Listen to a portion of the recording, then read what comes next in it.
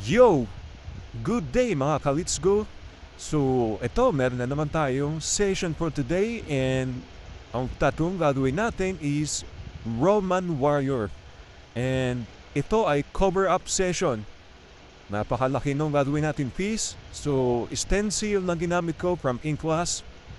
Tignan natin kung anong magagawa natin dito sa tattoo ni Boss. Yun. So, eto nga, bali home artist lang po ako, no?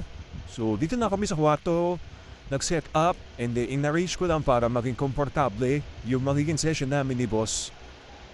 And then, itong part na to, nag-start na ako mag-shading sa lower part. Dahan ko lang siyang kinakamouflage pa, yung itong mga time na to, no? So, hindi ako totally nag-base sa reference. So, kailangan kasi meron tayong adjustment na gawin. Hindi totally, susundin natin yung kung ano yung nasa stencil natin. Lalo na pag cover up, kailangan malaking adjustment yung gagawin natin. Yan. Tignan natin kung ano magiging magagawa natin talaga dito sa tattoo ni Bossing. Okay, so ito, nalinis na ako. Bubble soup from Inquest again. You know, medyo lumabas na yung tattoo ni Boss.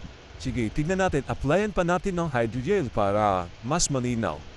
Yan, may hydrogel na siya. So, mas mas makintab na. And then, naglagay ako ng mga konting color para ma-neutralize na yung pagiging solid ng black and gray. Para merong konting drama yung tattoo. So, yun no. So, sa tingin nyo, na-cover up ko ba yung tattoo ni Boss? So, shout out sa mga follower, shout out kay Boss. Thank you. Goodbye.